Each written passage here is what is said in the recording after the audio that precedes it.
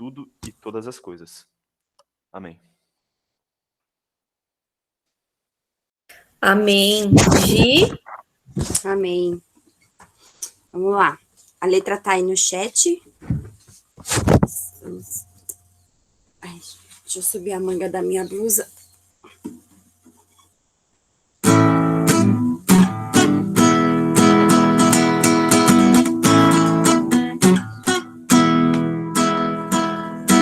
Há um desejo que invade o meu ser, em tua presença pra sempre viver.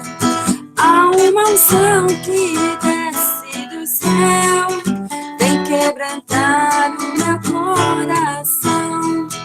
Há um amor que é vindo de ti, uma provisão separada pra mim. Seus planos pra mim são melhores que os meus. Sou servo e tu és o meu Deus. Tu és um Deus que cuida de mim. Desce do céu e segura minha mão. Em todas as lutas me traz a vitória. Derrama em mim tua glória.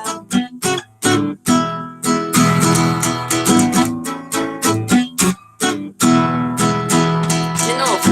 Há um desejo que invade o meu ser, em tua presença pra sempre viver. Há uma unção que desce do céu, vem quebrantar o meu coração. Há um amor que é vindo de ti, uma provisão separada pra mim.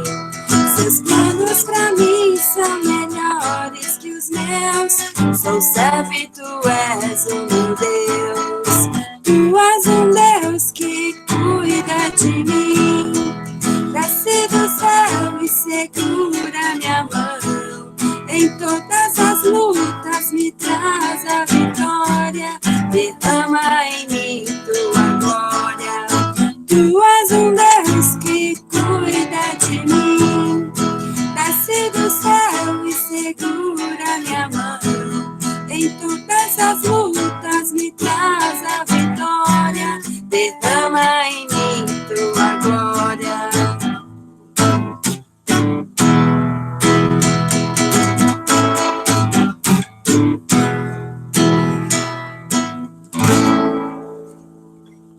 Amém. Senhor, em nome de Jesus, nós te agradecemos porque tu és um Deus que cuida de nós. O Senhor é aquele que está segurando as nossas mãos, nos sustentando com a tua destra fiel. Deus, muito obrigada por mais um domingo aqui, junto aos nossos irmãos, de forma online, mas congregando e aprendendo mais o Senhor. Venha falar poderosamente aos nossos corações.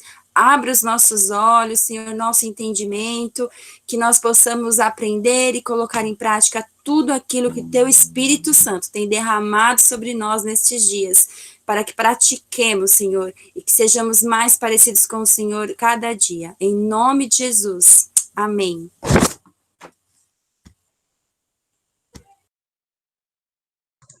Amém. Bom dia a todos. Hoje vamos estar dando continuidade à última aula sobre discípulo e discipulado.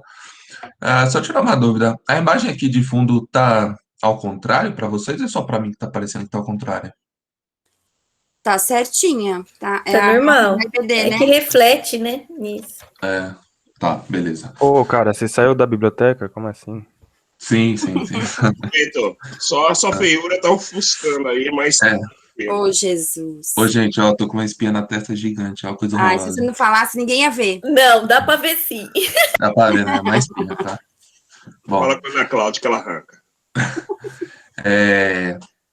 na última aula a gente falou sobre discípulo e discipulado, vamos estar dando continuidade encerrando hoje. E eu queria saber de vocês, que a gente abordou que para seguir a Cristo, para imitar a Ele, para ser discípulo dele, tinha 3 demandas. Alguém lembra quais são?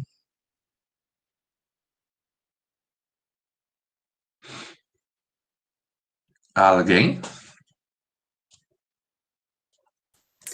era sobre o amor, amar a Deus sobre todas as coisas, ali pegar a sua cruz, tipo, abandonar pai e mãe, pegar a sua cruz, renunciar, calcular o preço do discipulado antes de aceitar ou assumir, enfim, não sei o nome que você quer dar. Como você falou demandas, eu já fiquei pensando em metas, mas tudo. Brincadeira, Vi. Eu acho que você colocou amor, sofrimento e desapego, né? Preciso, Madá. É isso mesmo. Amor, sofrimento e desapego. Para seguir a Cristo, é bom a gente reforçar que hoje a gente vai entrar um pouco mais a fundo sobre que tipo de amor, que tipo de sofrimento e que tipo de desapego ele falou para aquela multidão e que também é para nós, né? Mas antes, eu queria testar algo com vocês. Tem um texto na Bíblia que fala o nome dos 12. Alguém lembra quais são o nome dos 12? Segundo Mateus, capítulo... Não vou falar o capítulo, vai que alguém abre. Mas alguém lembra?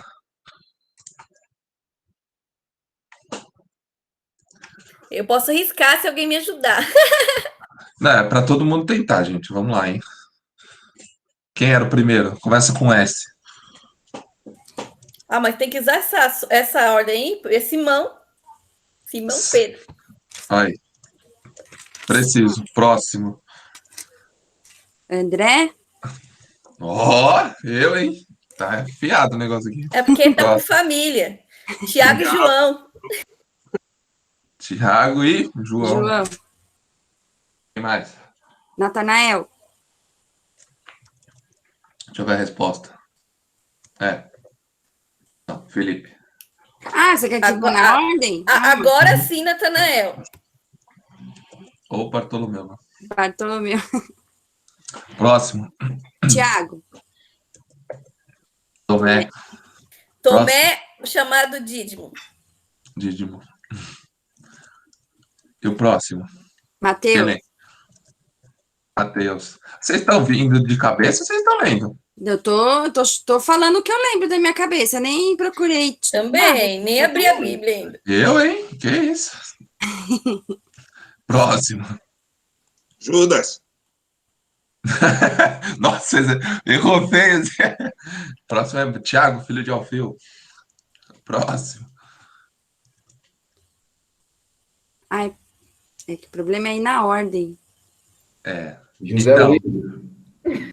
não, ixi, errou feio também, rude. Próximo é Tadeu, que também era... Tadeu, gente. Tadeu. Ele tem outro nome também, só que agora me falha a memória qual que era. Também não lembro. E o próximo? Judas. Simão novamente, e para finalizar, Judas Iscariotes, né? É óbvio que é bom mencionar que também a gente tem Tomé, que entrou no lugar de Judas Iscariotes. Não foi Tomé, não. Não, Matias. Matatias é do período rasmoneu. É Matias. Era Matias? Atos 6, Matias, Nossa, desculpa, então. Matias, e também, óbvio, também é bom mencionar também Paulo. Né? Então, gente, esses são os 12, que depois tem mais 2. Mas Paulo como nascido fora de hora. Uma coisa que eu gosto nos 12 é que ele me remete a pessoas simples. Eu não vejo nenhum doutor da lei, eu não vejo nenhuma pessoa com algum mestrado, com alguma qualificação onde eles pudessem ou fossem prontos para serem discípulos de Cristo. Como a gente leu lá no primeiro slide, na aula anterior, Cristo chamou os iletrados, os leigos, os pobres, ricos, não importa, mas o que ele quer basicamente é o seu compromisso, o seu interesse e toda a sua fé, né? Que você confie ele de todo o seu coração. Então aqui eu vejo nos discípulos pessoas simples, assim como nós, né? Não vejo nada espetacular nesses 12 homens, senão somente o desejo de querer seguir a Cristo e crer em Cristo Jesus, né? Eu falo isso porque é bom sempre reforçar que para ser um servo de Deus, para ser um filho de Deus, para ser um discípulo de Cristo, não precisa de muita coisa. Precisa primeiramente crer de todo o seu coração e ter disposição e entender aquilo que Cristo pede para nós, né? Que é o que a gente vai ver hoje. Então, ser um discípulo de Cristo vai te pedir coisas simples, mas que nos custam muito, né? Em um primeiro momento, obviamente, mas depois, vendo o que a gente ganha, vendo o que nós temos ganhado, o que nós vamos ganhar na vida eterna, é um baixo preço a ser pago, né? Na aula passada, a gente viu 3 tipos de demandas para seguir a Cristo, e o primeiro dele é o amor. Eu queria que o André lesse, por favor. Voltemos às 3 demandas. A primeira delas, o amor. Agostinho de Hipona disse: Senhor, minha consciência não duvida, antes tem certeza de que te amo. Feriste-me o coração com tua palavra, desde então te amei. Mas o que amo quando te amo? É uma frase que, no primeiro momento, quando eu li, eu fiquei até meio confuso, né? Eu falei, uai, o que ele está querendo dizer? Mas acho que o principal é essa pergunta aqui no final, né? Mas o que amo quando te amo? Quando eu digo que amo ao Senhor, que eu amo a Cristo, que tipo de amor é esse que eu estou dando para Ele? Que tipo de amor é esse que eu estou afirmando que eu tenho por Ele? E por que eu pergunto isso? Porque é possível amar a Cristo de uma maneira inadequada? Pergunto para vocês. É possível? Sim. Qual maneira que vocês acham? Não conhecendo verdadeiramente o que o agrada. Eu ia falar isso.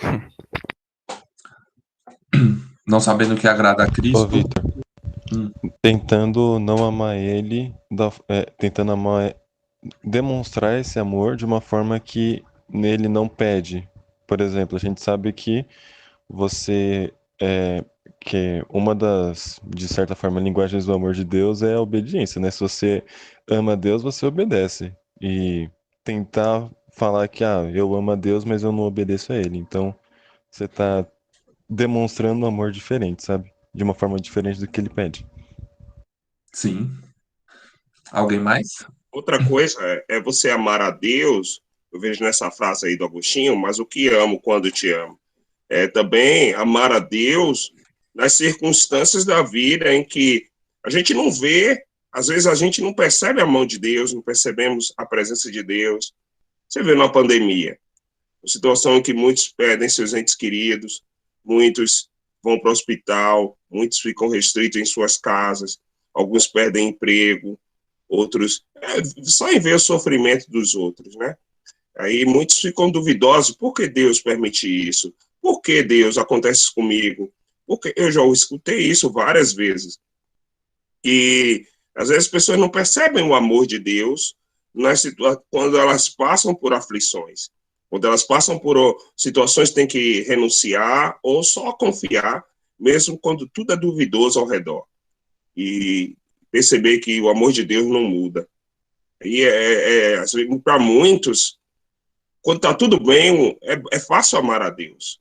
Agora, quando tudo não vai bem ao redor, difícil amar aquilo que elas não veem ou aquilo que elas não podem perceber, né? Sem a fé. Ô, Vitor, tem uma frase de Agostinho que diz que ame a Deus e faça o que quiser, né? Então, tipo, eu acho que é muito isso. Você amar de forma inadequada é você acabar desobedecendo ele, de maneira geral. Alguém mais? É dizer que ama a Deus, mas não ler a palavra de Deus, não abrir a Bíblia.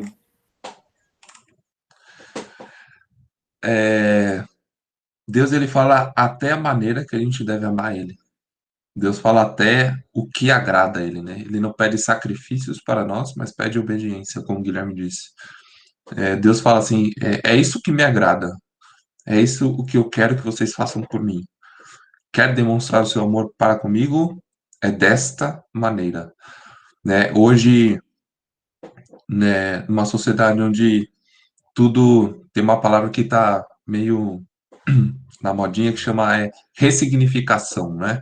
As pessoas hoje ressignificam o amor para com o pai, para com o companheiro, para com tudo, né? Hoje elas dão a importância, elas dão o entendimento que elas têm daquilo e acham que aquilo é o certo, né? Infelizmente, isso tem entrado nas igrejas também, mas a Bíblia, ela é clara, né? Deus, ele gosta quando a gente obedece. Obedece o quê? Tudo que está na Bíblia. Não é uma palavra a mais, nem uma palavra a menos. É tudo que está na Bíblia. E uma coisa que o Zé falou, que é muito importante. Ontem foi o Dia dos Namorados, né? Acho que daqui quem está namorando, acho que é só o Guilherme, né? É só o Guilherme. Gente, namoro é uma época muito boa, né? E eu acho que um dos maiores erros que a gente pode ter, tanto namorando como casado, é a gente querer transformar o nosso amor em algo material, em algo tangível, que a gente possa pegar, se agarrar. Por exemplo, presente, né? Não estou falando que é bom dar e receber presente, obviamente, mas o amor, ele não. Se você gosta de ganhar um presente, não significa que você, se você não ganhou, você não é amado por aquela pessoa. Da mesma maneira, para com Deus. É, a teologia da prosperidade pregava o quê? Que iríamos ter o sucesso material e financeiro. E se a gente não recebia, era porque ou a gente estava em pecado, porque Deus não nos amava. Eles queriam o quê? Materializar esse amor de Deus para conosco.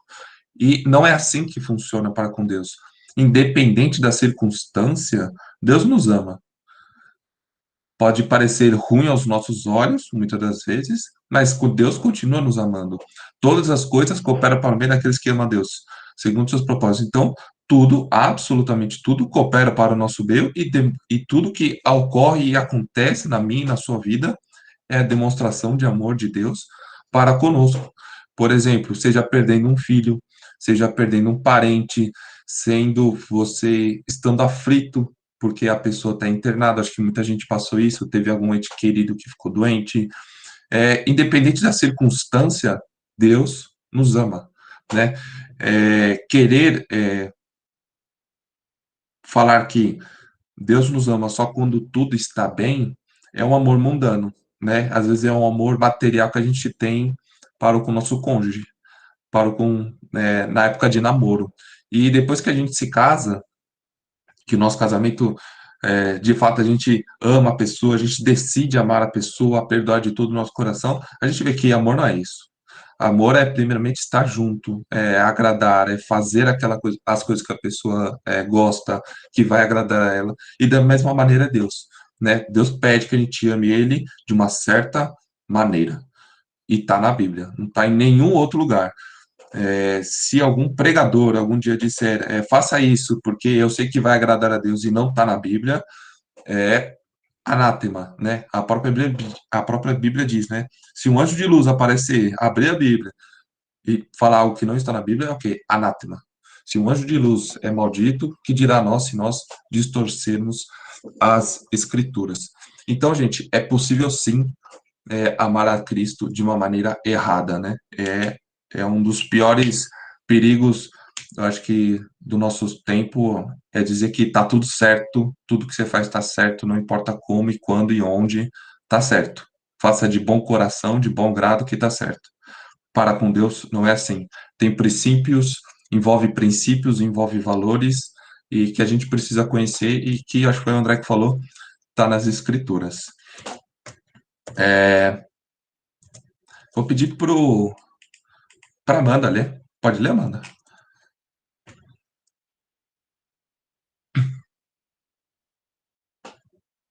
Vou pedir para o Herbert. Bom dia a todos. O custo do amor.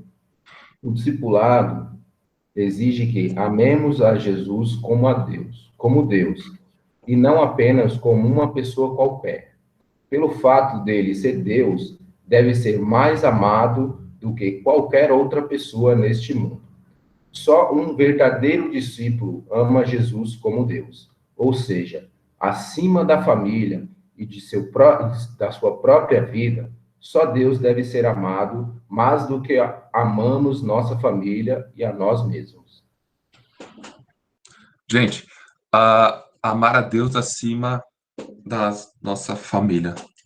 Há pessoas que vai dizer, né, família em primeiro lugar, igreja em segundo, não, como que é? Nem sei agora como o pessoal fala. Mas uma coisa é fato, amarás a teu Deus acima de todas as coisas, e é todas as coisas mesmo. Quando eu digo que a gente tem que amar a Deus acima até mesmo da nossa própria família, não estou dizendo que devemos deixar a nossa família de lado e ir para a igreja. Muito pelo contrário. É amor, é importância, né? Por exemplo, se a Ana Cláudia algum dia, uma coisa que a Ana Cláudia sempre deixou bem explícita para mim, e que no começo até doía um pouco para mim, quando eu não tinha o entendimento total do evangelho, não tenho até hoje, mas é que ela falava assim, eu amo mais a Jesus do que a você, né? E no começo do namoro, era novo na fé, eu entendia, mas de certa forma me machucava um pouco. Mas acho que ao decorrer da caminhada eu fui entendendo o que ela queria dizer, né? Ela já tinha uma certa bagagem de vida cristã e de fato Jesus era mais importante para ela e eu acho que foi a melhor decisão para ela, porque se um amor mundano, se um amor de um homem fosse mais importante do que a Jesus para ela, certamente ela ia se envolver com uma pessoa, não ia edificar a vida dela, ela não ia procurar se envolver com uma pessoa onde Jesus não fosse o centro da vida dele, onde o evangelho, se não tivesse uma importância. Gente, amar a Jesus acima da nossa família é muito difícil. Porque às vezes a gente vai conhecer ao evangelho, como o meu caso, eu acho que eu conheci com 20, 21 anos. Eu acho que foi isso. Mas 20 anos, mas antes de eu conhecer o evangelho, eu sempre tive o amor base da onde? Dos meus pais. Eu sempre tive o amor do quê? Da minha família. Então para mim foi o primeiro contato de amor. Então, decidir amar a Jesus acima do que a minha própria família não foi algo fácil. Amar a Jesus acima que o meu pai, né? Que meu pai se sacrificou para poder nos criar, deixou muita coisa de lado, ele e a minha mãe, e Deus fala assim: me ame acima da sua família. Se você não está. Se a gente for ler lá em Lucas 14, que a gente leu, no verso 17, no verso 26, diz assim: se alguém vier a mim e não aborrece seu pai e mãe, e mulher, e filhos, e irmãos, e ainda a sua própria vida, não pode ser meu discípulo. Gente, é uma tarefa muito difícil, mas não é impossível, porque Cristo pede que a gente faça isso. Mas se nós não fazemos isso, se a sua família está acima do que Cristo, sem dúvida nenhuma, você está amando a sua família da maneira errada. Quando o cristão ama mais a sua família do que a Deus, a sua família não está sendo amada como deveria ser. Para o discípulo, é necessário que Cristo seja o centro. Então, se um discípulo ele ama mais a família do que a Cristo, ele não está amando a família da maneira que Cristo pediu que ele amasse. Ele pede o quê? Me ame acima de tudo, depois a sua família. Alguém quer acrescentar algo?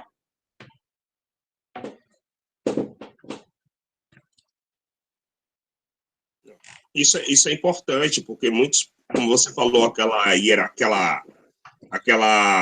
é que chama? Aquela pirâmide, né, de valores, de princípios, de coisas que são mais importantes. Muitos colocam, até falam, Deus em primeiro lugar, aí família, e tal. Aí vai lá e coloca também em terceiro ou quarto lugar a igreja.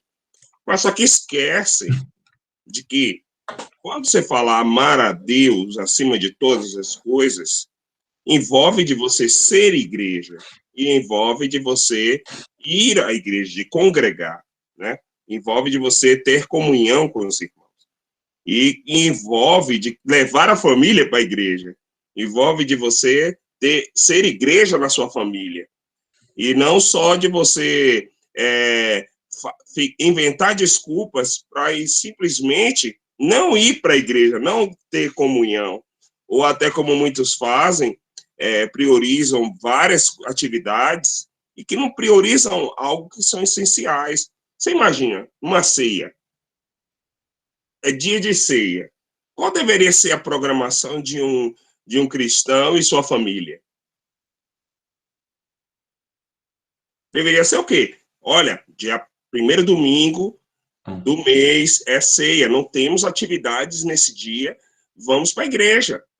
Não tem, nem se discute, já é algo praxe, né? Já é um compromisso, é um prazer estar na casa do Senhor. Eu comecei a caminhada entendendo dessa forma. Ceia é algo que a gente vai com prazer e com festa celebrar isso. Mas hoje em dia, as pessoas colocam prioridades à frente de um culto, ir para o culto na igreja. Eu sei que tem exceções, às vezes a gente tem que viajar ou fazer uma visita que é urgente, é necessária, às vezes precisa de coisas do tipo assim, que são exceções.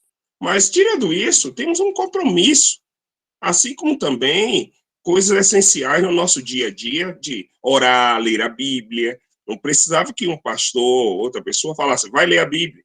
Era algo que deveria ser de essencial. Como, se você tem uma situação em que, no exemplo aqui meu, Simone fala, você me ama, então deixe Jesus, se acontecer essa loucura. E acaba com isso e segue. Sabe? Ou se fosse com você escolheria o quê? Será que seríamos aptos a abandonar pai e mãe por amor a Jesus, para não negar o seu nome ou deixar o seu caminho? Será que aquilo que você mais gosta estaríamos aptos a renunciar, amando a Ele acima dessas coisas? Ou ficaríamos balançados e negaríamos? Sabe? Porque o amor a Deus tem que estar acima, um amor incomparável a outros amores. Ao ponto de que, se tivermos que escolher entre um e outro, não venhamos a tosquenejar entre escolher o amor de Deus. Nem passar sombra de dúvidas ou pensamentos, outro pensamento a não ser Ele, como único amor. Entende? Se tivéssemos em frente a uma prisão e escolhesse matar, você nega Jesus ou mata seu filho? Situações extremas. Ou que você tivesse que escolher, ou negar a Jesus, ou então tentar salvar alguém. O que você faria? Será que estaríamos aptos a amar ao Senhor Jesus, mesmo em face a perdermos a vida, ou até mesmo alguém que tanto amamos?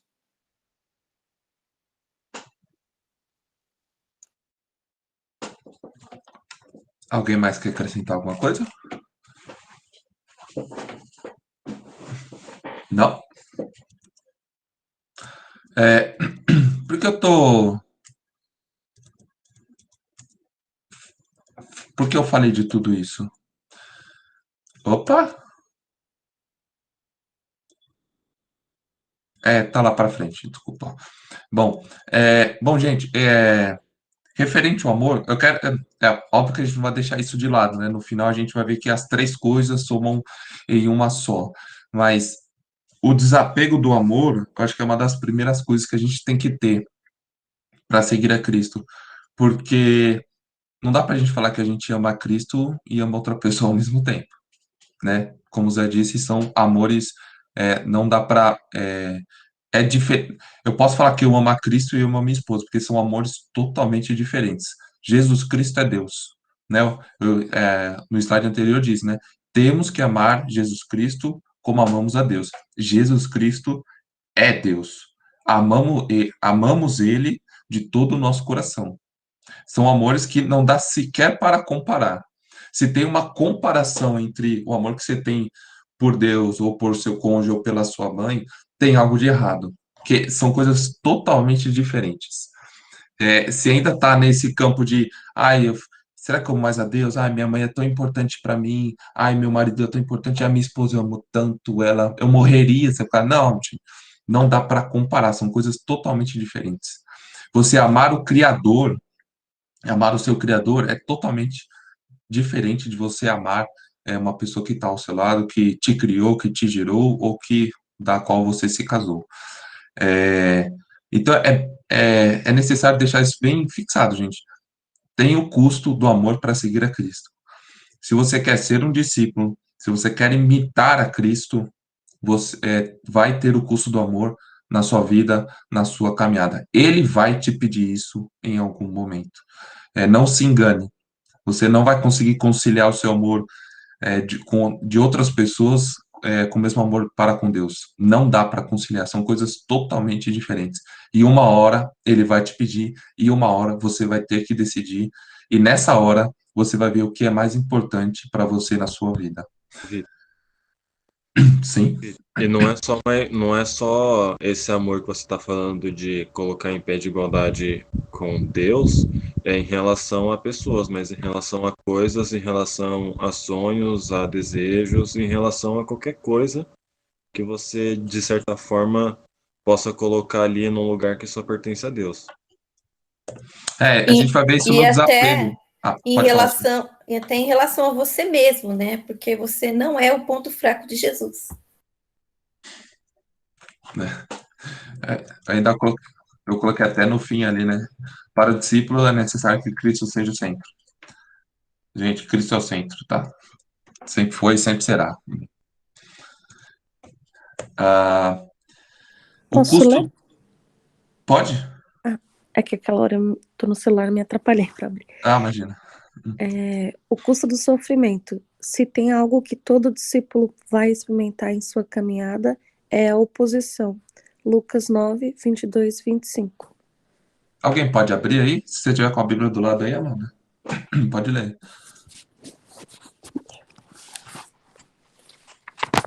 Deixa eu abrir aqui também.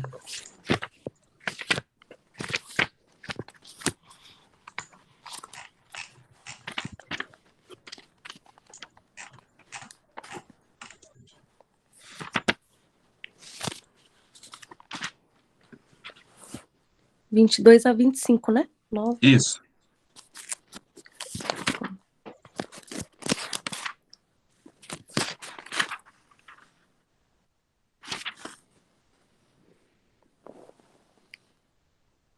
E disse: é necessário que o Filho do Homem sofra muitas coisas e seja rejeitado pelos líderes religiosos, pelos chefes dos sacerdotes e pelos mestres da lei. Seja morto e ressuscite no terceiro dia. Jesus dizia a todos: se alguém quiser acompanhar-me, negue a si mesmo. Tome diariamente a sua cruz e siga-me. Pois quem quiser salvar a sua vida, a perderá. Mas quem perder a sua vida por minha causa, este a salvará. Pois que adianta ao homem ganhar o mundo inteiro e perder-se ou destruir a si mesmo? Aí tem mais uma parte do texto aí. Tá. Se alguém se envergonhar de mim e das minhas palavras... Não. É no slide, desculpa. Sim.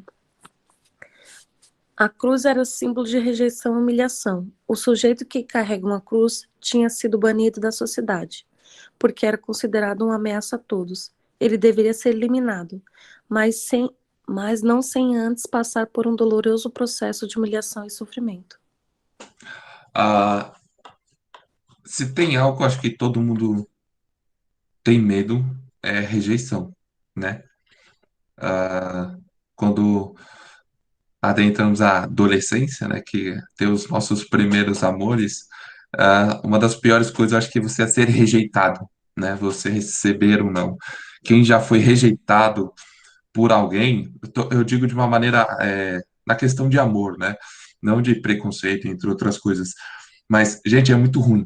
É muito ruim. Você se sente mal, né? Você coloca 1001 coisas na sua cabeça, você fala onde que está o problema, deixa eu tentar resolver, o que que eu posso fazer para melhorar.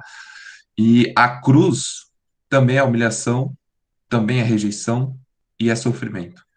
A caminhada cristã é o que você mais vai encontrar lá, não dentro da igreja, mas fora da igreja, é oposição, é rejeição, muitas das vezes vai ser humilhação.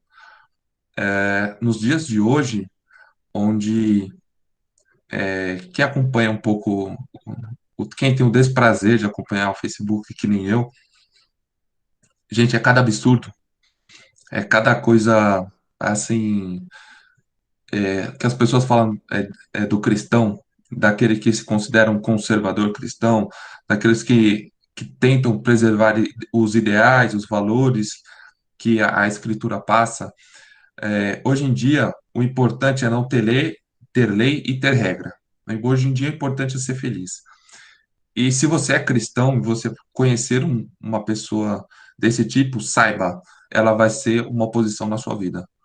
Não dá para você caminhar com uma pessoa onde ela vive na libertinagem, né? O cristão ele não é livre para decidir. O cristão ele não é livre. A própria Bíblia diz o que ele pode ou não fazer, o que ele pode ou não seguir, onde ele pode ou não se colocar. Mas quando a gente vê aqui que Cristo foi rejeitado pelos anciões, pelos escribas, pelos fariseus, por todo mundo que era considerado como alta classe daquela época, da mesma maneira vão ser como nós, né?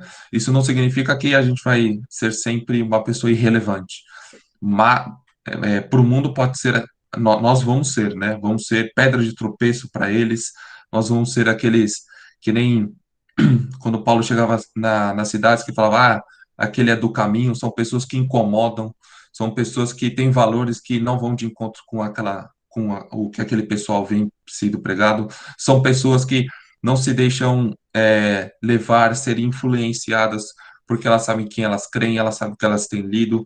Então, gente, humilhação e rejeição tem que ser algo normal na sua vida. A gente tem que saber lidar com isso. Porque quando Cristo fala para nós pegarmos a nossa cruz e seguir a Ele não está falando para a gente moldar uma cruz para nós mesmos. Muito pelo contrário, ele fala assim, cada um pegue a sua cruz. E a sua cruz é o quê? É a cruz que Cristo preparou. Não é a sua mãe, não é o seu pai, são as facilidades ou atalhos que eles puderam te dar na sua vida, mas é o que Cristo preparou para você. Na nossa caminhada, é notável que cada um vai ter experiências diferentes, vai ter problemas diferentes para superar, vai ter dilemas diferentes nas suas vidas, mas o bom de tudo isso é saber que tudo isso foi conduzido por Cristo Jesus. Se você crê que todas as coisas cooperam para o seu bem, saiba, independente do que aconteça, independente do sofrimento, da rejeição, aquilo vai se tornar bênção na sua vida. Porque foi que Cristo decidiu, foi Cristo que quis para a sua vida. Da mesma maneira para com Jó, que Deus tirou tudo da vida dele, que foi no final a gente vê que foi benéfico para a vida de Jó, ele simplesmente deixou de ouvir quem era Deus, mas ele passou a ver quem era Deus. Assim, da mesma maneira, somos nós. Amém? Eu vou pedir para a Madalê. Quando minimizamos o poder confrontador do Evangelho, quando ressignificamos a cruz, estamos forjando uma cruz para nós mesmos. Uma cruz com as nossas medidas, com tudo aquilo que julgamos aceitáveis, medidas que não nos custem nada e que de preferência não ofendam a ninguém. Porém, uma cruz assim não nos humilha o suficiente.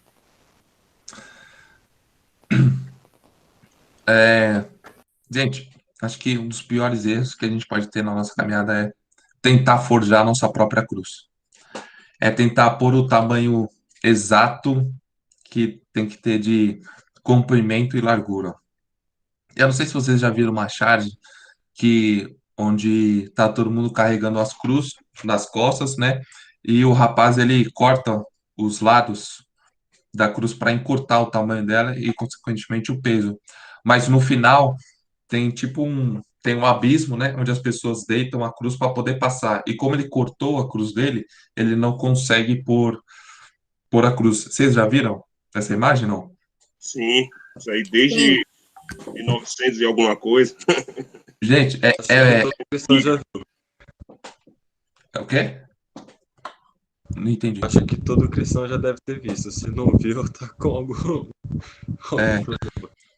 Gente, aquilo ali exemplifica perfeitamente, né? A gente tentar moldar uma cruz da maneira que a gente quer, com o peso que a gente quer, não ter nenhum tipo de farpa, perfeitamente lixada, envernizada. Gente, não é a cruz que Cristo propôs para nós, né?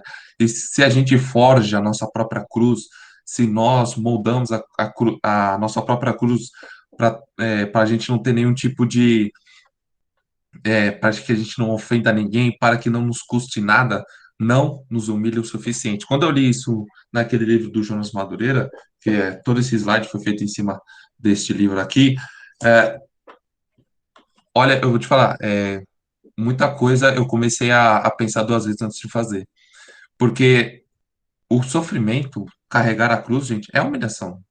Para Cristo foi uma humilhação, para a gente é vitória. Mas todo mundo vendo era o que era humilhação. Quem era morto pela cruz? Cristo foi crucificado com dois bandidos do lado. Não eram dois anjos que estavam ao lado de Cristo. Foi o quê? Dois bandidos. Cruz é humilhação. A cruz de Cristo, ela sim. A cruz de Cristo vai nos salvar de uma coisa: o amor próprio. A cruz de Cristo, ela vai mostrar para a gente que sofrimento tem valor. É possível tirar fruto de um sofrimento. Vou ler aqui o slide rapidamente. A cruz que devemos carregar é aquela segundo os termos de Jesus e por causa de Jesus. Somente ela nos humilha o suficiente para nos salvar do amor próprio. Somente o sofrimento que é fruto da obediência a Jesus pode comprovar que somos seguidores de Cristo. O Guilherme, pode abrir Lucas 14, 28 aí, por favor? E o discipulado não é tanto sobre ganhar, mas sobre como perder. Gente, caminhada cristã sem sofrimento, ser discípulo de Cristo sem sofrimento, eu acho que é algo muito difícil, né? Porque, da mesma maneira, quando a gente vê como é feito o azeite, né? Como é feito o vinho, por exemplo, onde eles pegam e prensam para tirar o mais fino que tem, né? Para tirar o que está ali. Quando você prensa, você tira o líquido que está ali naquela fruta. Da mesma maneira, somos nós. Acho que todo mundo já viu aquela passagem lá do oleiro, né? De barro. Aí uma vez eu estava vendo uma pregação onde ele estava explicando como o oleiro chega até o ponto de poder moldar o barro. E antes dele poder moldar o barro, sabe o que o oleiro faz? Ele bate na massa. E por que ele bate na massa? Para poder tirar todo o ar que está dentro da massa. Para tirar todo o ar que poderia, quando ele fosse moldar, pudesse deixar o vaso de uma maneira frágil. Então, antes de Deus moldar, de nos moldar, começar a nos moldar, primeiro ele vai bater na massa, para tirar toda impureza, para tirar tudo aquilo que não vai de encontro com aquilo que ele quer, que ele pediu para nós. E assim é a cruz de Cristo. A cruz de Cristo, gente, a gente não carrega por amor próprio ou para nos salvar. É por amor a Ele e, consequentemente, somos salvos.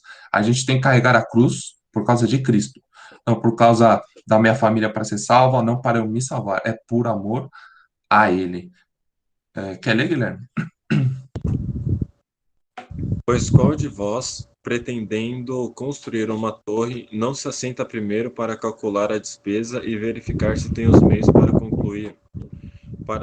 Para não suceder que, tendo lançado os alicerces e não a podendo acabar, todos os que a virem zombem dele, dizendo: Este homem começou a construir e não pôde acabar. Ou qual é o rei que, indo para combater outro rei, não se assenta primeiro para calcular se com 10.000 homens poderá enfrentar o que vem contra ele com 20.000? Caso contrário, estando o outro ainda longe, envia-lhe uma embaixada pedindo condições de paz. Assim, pois, todo aquele que dentre vós não renuncia a tudo quanto tem, não pode ser meu discípulo. É uma vergonha quando a gente começa algo e não termina, né? A gente fala, Deus, eu te amo de todo o meu coração, com todo o meu entendimento, e eu vou te seguir até a morte. aí passa 10 anos, a pessoa, ela não está mais na igreja, está desviada, apostasia, é triste ver isso. Eu acho que quem aqui já teve o prazer de deixar algo incompleto na vida, viu o aprendizado que aquilo pode trazer.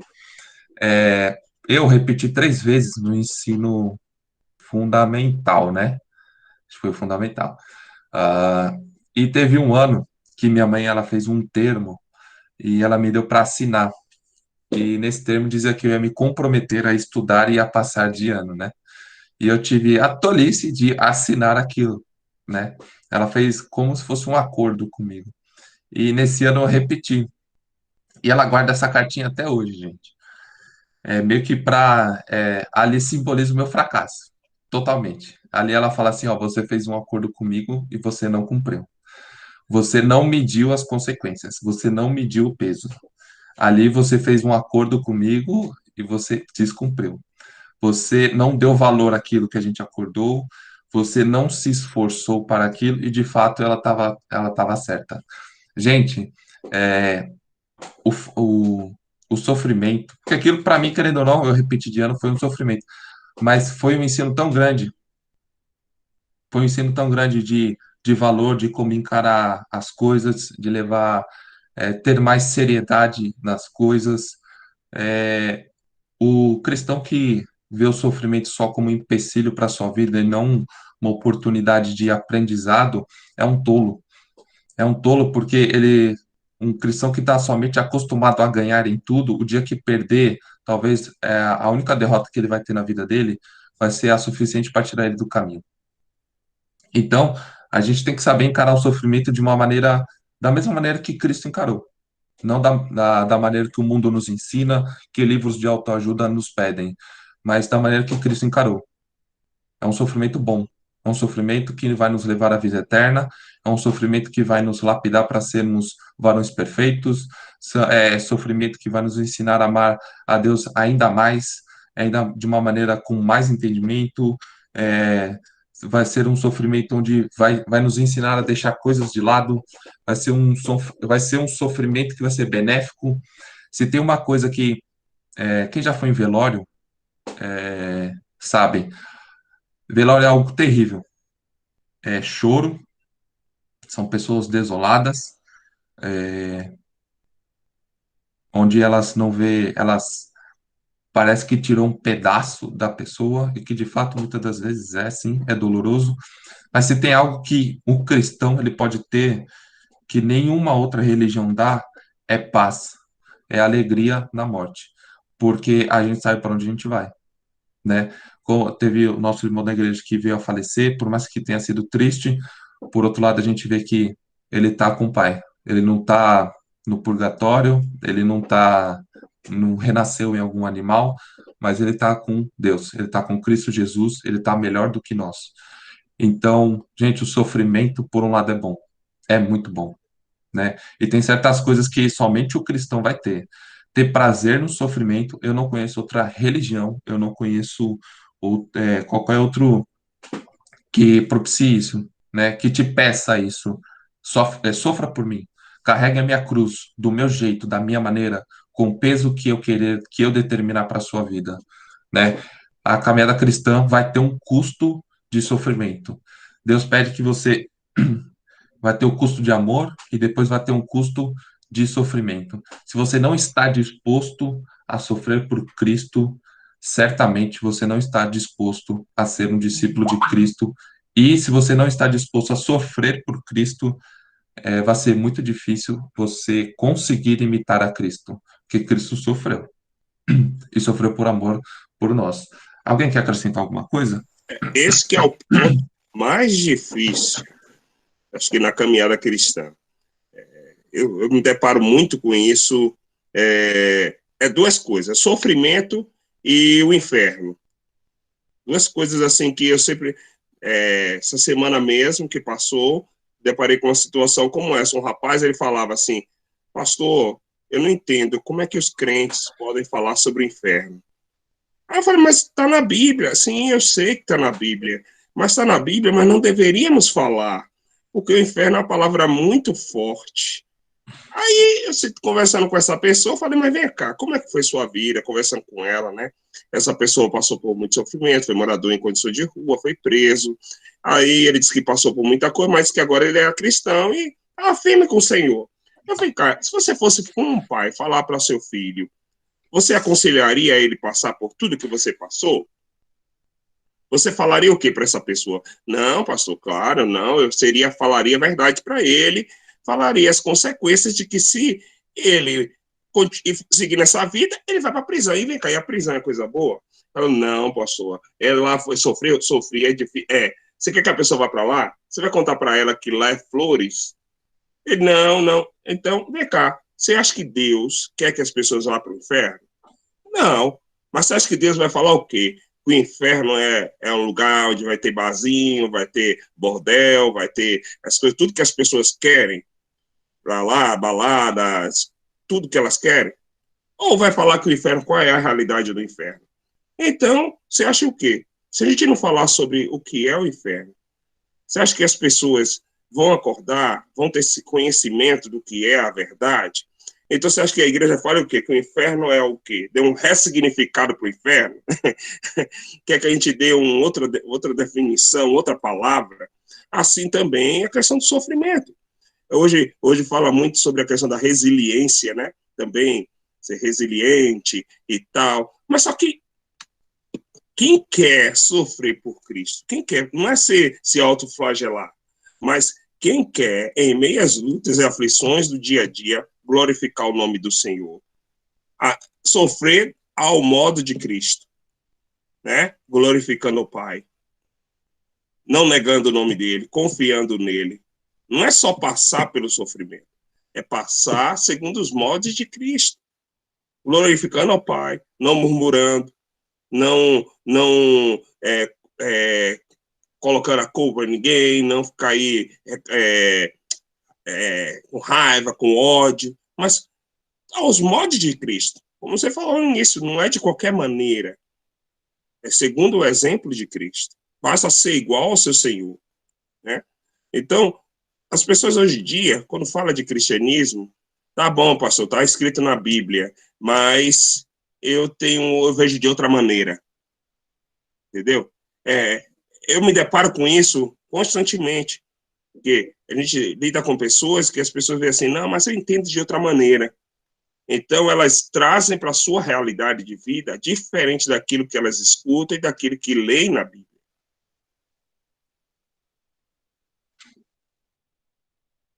Alguém mais? Quer acrescentar alguma coisa? Não? Vamos adiante, então. E o próximo é o custo do desapego. Gente, como é difícil. Desapego. Desapego é algo muito forte. Custo do amor é forte, do sofrimento é forte, e do desapego hoje em dia também é muito forte, não é pouca coisa não. Eu vou pedir para a Gi ler, e se alguém puder abrir lá em Colossenses capítulo 1, do verso 3 ao 18. Ô, Vitor, só eu estava lembrando aqui, você estava falando só um pequeno do sofrimento, do oleiro amassando barro, aí a gente vê também, né, que o fogo é que refina o ouro, né, vai deixar ele puro. Então, haja fogo, haja paulada, né? Não paulada literalmente, mas assim, amassar o barro e tacar fogo também, né, porque, nossa, e para esse entendimento fechar na nossa cabeça também é muita maturidade, né? A gente não pode ser criança na fé e nem nas coisas que o Senhor nos fala, mas ter maturidade para passar por isso, crendo na vitória, né, que Jesus vai nos dar naquele dia, né? Aquilo que eu falo, para o Senhor olhar para nós e falar assim, servo bom e fiel, né? Entra no gozo do seu Senhor. Ele não vai olhar para a gente, assim esperamos, né? Aparta-te de mim, que eu não te conheço.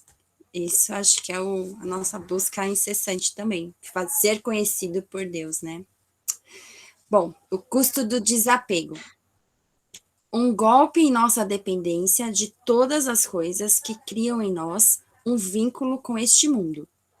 Os vínculos com as coisas e com as coisas passageiras são potencialmente a razão pela qual não seguimos a Jesus. Eita. Alguém abriu Colossenses aí? Senão eu abro rapidinho aqui. Vou abrir. Tá. Pode ler. Sim, e peço a você, leal companheiro de julgo. Não, peraí. Desculpa, li outro texto.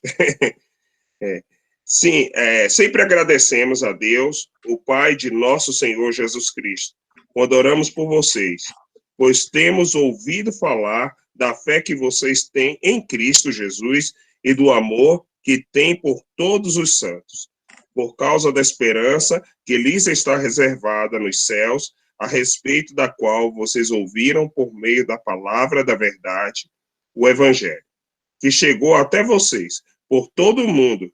Este evangelho vai frutificando e crescendo, como também ocorre entre vocês desde o dia em que ouviram e entenderam a graça de Deus em toda a sua verdade. Vocês aprenderam de Epáfras, nosso amado cooperador, fiel ministro de Cristo, para conosco, que também nos falou do amor que vocês têm no Espírito. Por essa razão, desde o dia em que ouvimos, não deixamos de orar por vocês e de pedir que sejam cheios do pleno conhecimento da vontade de Deus, com toda a sabedoria e entendimento espiritual. E isso para que vocês vivam de maneira digna do Senhor e em tudo possam agradá-lo, frutificando em toda boa obra, crescendo no conhecimento de Deus e sendo fortalecidos com todo o poder de acordo com a força da sua glória, para que tenham toda a perseverança e paciência com alegria, dando graças ao Pai, que nos tornou dignos de participar da herança dos santos no reino da luz. Pois ele nos resgatou do domínio das trevas e nos transportou para o reino do seu Filho amado. Até 18, né? Isso. Em quem temos a redenção, a saber, o perdão dos pecados. Ele é a imagem do Deus invisível, o primogênito de toda a criação, pois nele foram criadas todas as coisas, nos céus e na terra, as visíveis e as invisíveis, sejam tronos ou soberanias, poderes ou autoridades, todas as coisas foram criadas por ele e para ele. Ele é antes de todas as coisas, e nele tudo subsiste. Ele é a cabeça do corpo, e é a igreja. É o princípio e o primogênito dentre os mortos, para que em tudo tenha a supremacia. Gente, é difícil se desapegar de algo pro Deus que foi descrito em Colossenses. Porque, veja, o custo do desapego, que está lá no verso 33 de Lucas, assim, pois, todo aquele que dentre vós não renuncia a tudo quanto tem, não pode ser o meu discípulo. É difícil desapegar, porque o que eu vejo é que a gente acaba se apegando a algumas coisas aqui na Terra que impede que a gente siga Cristo. Que, de fato, vai impedir de nós seguirmos a Cristo. Seja filho, seja marido, seja um sonho material, um sonho financeiro, não importa. A gente se apega às coisas durante a nossa vida que vai nos impedir de seguir a Cristo. E isso todo mundo está sujeito. Todo mundo. Não é aquele que tem menos fé que se apega a coisas desse mundo. Muito pelo contrário, todo mundo se apega. O grande ponto é, a hora que Deus pedir para você se desapegar, a renunciar àquela coisa por amor a Ele, para seguir a Ele, você está disposto? Ou será que se desapegar daquele sonho que você conquistou tem um preço muito alto para seguir a Cristo? Eu acho que uma das coisas que eu tenho mais medo é talvez algum dia Cristo chegar para mim e pedir algo da qual eu vou falar não, da qual eu vou balancear, da qual que eu vou ficar em dúvida. Falar assim, será que é mesmo para eu fazer isso? Será que eu preciso mesmo renunciar a isso por amor a Cristo? E quando a gente lê Colossenses capítulo 1, do verso 13 a 18, a gente vê que se desapegar de qualquer coisa desse mundo para esse Deus é nada. É o mínimo que a gente pode fazer por amor a Ele. Não é um grande preço que a gente paga. No começo pode até ser, mas depois a gente vê que não foi nem um custo, foi mais uma libertação na nossa vida, por amor a Ele. O desapego, gente, às coisas desse mundo, faz que a gente crie raiz onde a gente não deveria ter. Faz com que a gente finque nossos pés onde não deveriam estar fincados. Faz com que a gente construa casas onde não deveriam ser construídas. Faz com que a gente crie uma família ideal e perfeita e que a gente sempre sonhou ter uma vida, né? Não uma família, uma vida perfeita que Cristo não pediu que a gente tivesse. O apego hoje em dia é um grande vilão na nossa vida, porque a gente acaba se apegando às coisas, querendo ou não. Porque muitas das vezes as coisas trazem o quê? Traz felicidade, traz conforto, traz luxo, traz contentamento, traz um sentimento de realização. Aí você tá ali realizado, você se orgulha daquilo e Cristo pede que você se desapegue daquilo. Quão difícil é. Se Cristo chamar qualquer um, se o Cristo, por exemplo, chamar o Guilherme para o celibato, agora que ele está namorando, né? Se Cristo falar para eu recentemente comecei no emprego novo e Cristo fala assim, larga tudo e me segue, vem viver integral da fé. E aí? Fala, Deus. E aí? Gente, querendo ou não, a gente se apega às coisas daqui. Sim. Só um último exemplo que aconteceu comigo. Eu ia para Irlanda. Eu fechei o meu intercâmbio em 2019. Aí começou a ter a pandemia e tudo, tive que adiar. Quando eu entendi que Deus estava falando para mim que não era para ir, eu fiquei relutando por uns 4 meses até cancelar minha viagem. Então eu pensava, eu conversava, eu raciocinava, eu orava, conversei com o pastor, conversei com meus pais, conversei com a Camila, conversei com um monte de gente, mas eu demorei uns 4 meses para tomar uma posição. Isso que não é algo que eu tinha um sonho, mas não é algo tão grande assim que pudesse me empreender mais. Desapego, né? E às vezes a gente luta, né? Nossa, a gente fica relutando. Gente, foi como eu falei do não, né? Acho que foi semana passada que eu recebi o não, né? Que era de um carro, né? E eu falei com a minha esposa, depois eu falei com o meu pai, e eu fui falar com o meu pai, não porque eu queria o conselho do meu pai, porque eu sou sem vergonha, é que o meu pai gosta muito de carro. E eu achei que o meu pai ia falar sim. Eu não fui procurar meu pai para saber o conselho dele. Eu fui buscando um sim, né? No final eu acabei tomando um não. Ainda bem que eu abri mão daquilo, né? Me doeu, nossa, depois eu fiquei até um pouco com raiva, mas, gente, foi bom. Foi muito bom. Desapego, foi o que eu falei, no começo pode até ser difícil, mas depois, se você ama a Deus, se você entende que quem te pediu foi Deus, aquilo não tem mais peso para você. Muito pelo contrário. Eu vou pedir para quem não leu ainda. Pode ler, Ana Maria?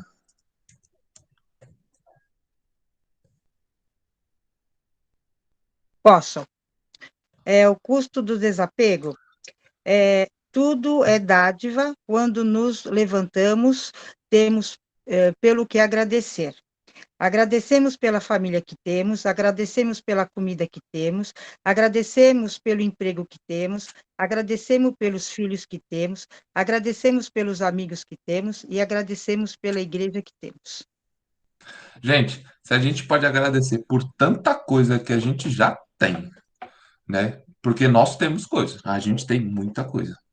Talvez a gente não tenha muita coisa material, mas que a gente tem muita coisa do que agradecer, nós temos.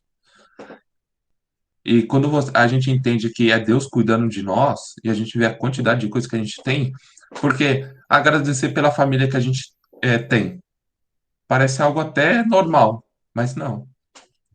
É Deus colocando a família que a gente tem, pela comida que a gente põe na mesa, né? Tem gente que a gente coloca comida na nossa mesa, Deus não dá a capacidade de gente de ter dinheiro para ir comprar comida. E tem muita gente que vive o quê? De cesta básica, precisa de ajuda, não consegue fechar o mês pagando aluguel para poder comprar comida. E a gente pode pôr comida na nossa mesa.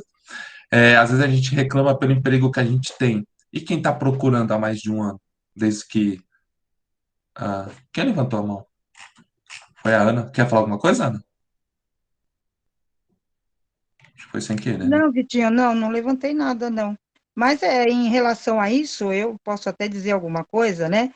Porque é o que eu falo, eu agradeço todos os dias, tudo que eu tenho, né? E agradeço também o sofrimento, né? Porque foi através do sofrimento que eu me cheguei mais a Deus, né? Que eu tive mais intimidade com Ele, que Ele me deu, ou assim, Ele me encostou na parede para ter uma atitude em relação à igreja, em relação às minhas filhas, em relação a tudo na minha vida, né?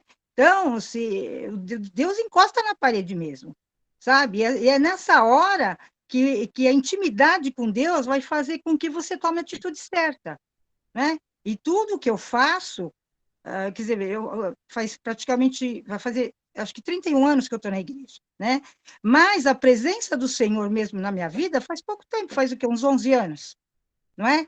Então, a presença do Senhor, ele não vem assim, né? Ele vem com o tempo, com as experiências, com você estar direto na igreja mesmo, nos cultos, né? A escola bíblica, eu não participava antes, aí comecei a participar com as minhas filhas, e uma coisa, assim, que o Senhor sempre colocou no meu coração, que todos os sofrimentos, todas as coisas que eu passei na minha vida inteira, né? Foi para o meu aprendizado.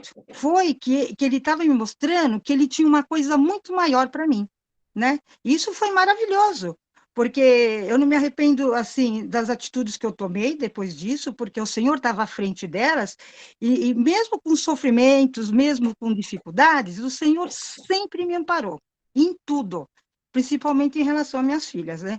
Que nesse ponto, eu fui muito exigente mesmo, sabe? Tinha que ir para a igreja, querendo ou não querendo, tinha que ir no culto, tinha que participar. O João não gostava que elas participassem das coisas.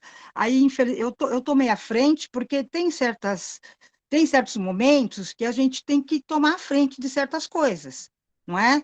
E ele realmente podava as coisas. Mas chegou um ponto que o Senhor abriu os meus olhos. Falou assim: não, elas vão na igreja assim, elas vão participar sim. Então, a partir daí, as coisas começaram a melhorar, né? E depois que eu tomei uma decisão firme na minha vida, porque é difícil você tá com uma pessoa e ver as coisas erradas, né? Por mais que, mesmo estando no Ministério Infantil, sabe, o Senhor me incomodava, me incomodava, me incomodava, mas, ao mesmo tempo, é que você falou, tem que se desapegar às coisas. Mas eu ficava com medo. Como que vai ser se eu tomar certa atitude? Será que eu vou aguentar? Será que vai dar tudo certo? Porque eu tinha 3 filhas. Então, é difícil isso, né? Mas o Senhor me deu força. E no momento certo, na hora certa, o Senhor falou assim: não, ou você me segue ou você continua do que você está vivendo. Coisas erradas, vendo coisas erradas, e que, infelizmente, a gente vai levando, levando, pensando que vai melhorar, e não vai. Não é? Então, você tem que cortar o mal pela raiz. Foi nesse ponto que eu decidi, entendeu? E parei com todas as coisas erradas da minha vida, e o Senhor, glória a Deus, me fortaleceu até hoje, tá? E está me abençoando até hoje. Eu, minhas filhas, minha família em si, né? E todos da minha família, chegou assim, tanto do lado do João, na época que eu tomei essa atitude, muitos me acharam que eu estava uma pessoa ruim, entendeu? Mas, com o tempo, as pessoas viram, né? É que aí que leva o nosso testemunho de vida, né? As pessoas viram pela minha vida no decorrer dos anos que a minha atitude foi certa, né? Não minha atitude, né? O Senhor. O Senhor colocou no meu coração e Ele me deu força para isso, gente, porque a gente tem que se desapegar mesmo e não é fácil. E eu agradeço a Deus todos os dias, né? E já estou orando pelos meus netos, os que já estão aqui, os futuros, né?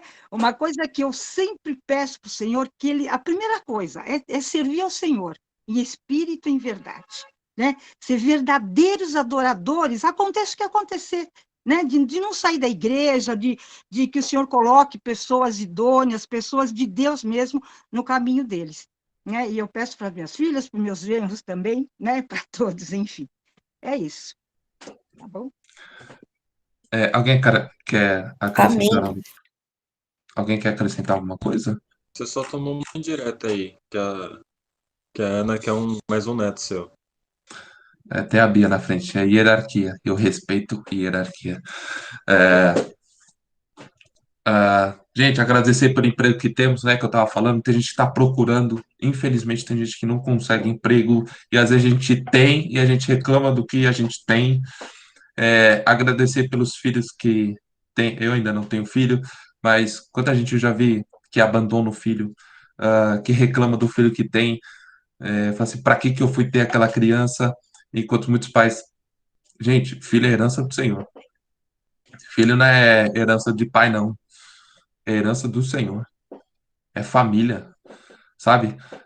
Agradecer pelos amigos que temos. Gente, tem gente que não tem amigo, né? Se algum sábado à noite quiser convidar, for pegar a agenda do celular para chamar alguém para ir comer uma pizza na casa dessa pessoa, ela não vai ter para quem ligar, né? E o Senhor coloca muitas pessoas que a gente considera como amigo, muitas das vezes mais chegado que irmãos.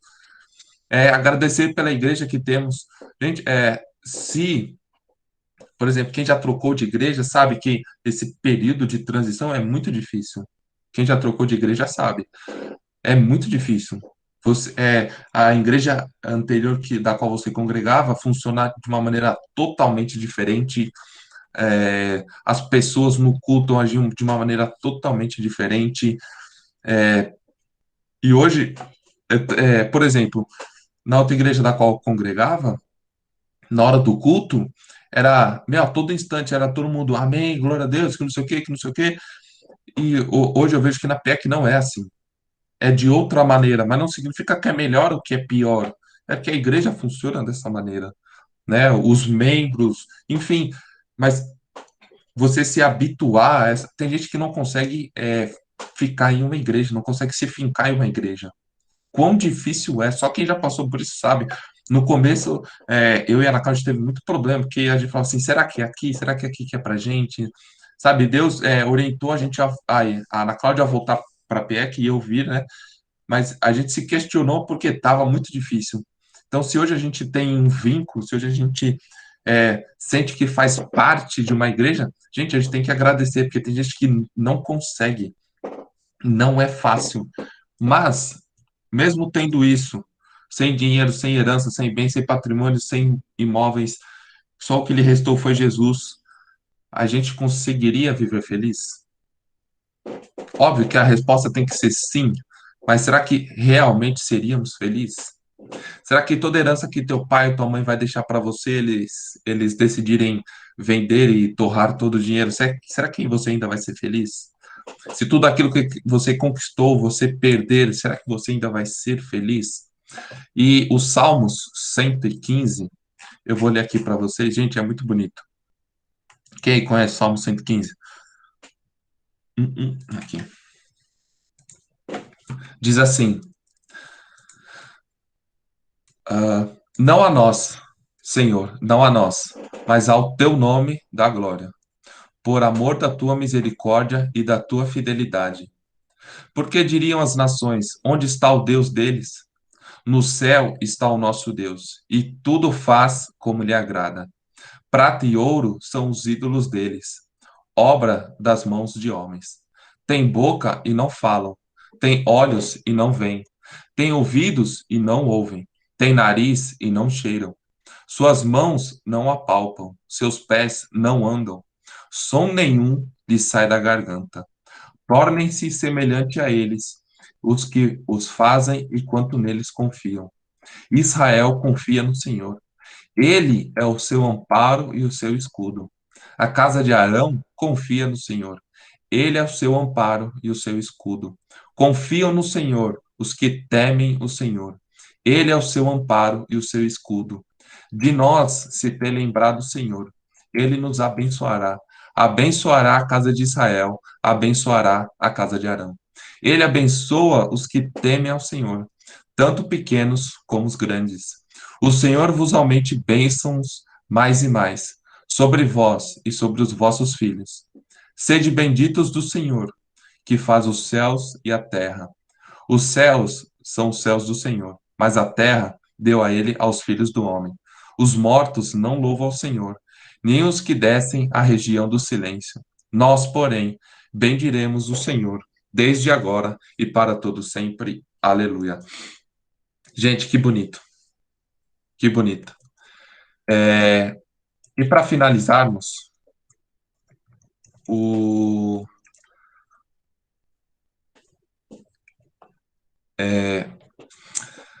somos o que desejamos, somos o que amamos.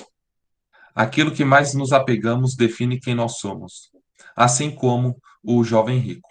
Deus aguarda que verdadeiramente os nossos corações e o nosso entendimento estejam somente nele. Não basta cumprir a lei, tem que haver entrega, interesse e comprometimento. Amém? Lá no começo a gente falou um pouco sobre amor, e era uma das coisas que eu ia falar, né? A gente é aquilo que a gente ama, a gente é aquilo que a gente deseja. Se a gente ama a Cristo, o custo do amor não vai ser um preço tão alto a se pagar, o custo do sofrimento, do desapego também não vai ser algo que a gente vai ter problema em entregar. Se a gente deseja servir ao Senhor, amor, sofrimento e desapego vai ser algo que vai ser rotineiro na nossa vida, né? Aquilo que você ama, aquilo que você deseja ser, é onde você vai se apegar. Se você ama ao Senhor, se você deseja servir Ele, você vai acabar se apegando a Ele, né? Agora, se você é apegado ao dinheiro, às coisas desse mundo, ou qualquer outra coisa que Deus não pede, você vai acabar se apegando, você vai acabar amando e desejando essas coisas. Não tem como. É impossível você falar que você é um discípulo de Cristo e você não deseja ser igual a Ele, que você não ama Ele de todo o seu coração. E também não basta somente cumprir a lei. A gente não está aqui para cumprir a lei. Somente. Tem que ver a entrega, interesse e comprometimento. O jovem rico tinha tudo. Cumpria a lei e tinha bens. Cristo pediu só uma coisa para ele: vende tudo. O texto dá a entender, mas não deixa claro, que ele não seguiu, que foi um preço muito alto a ser pago.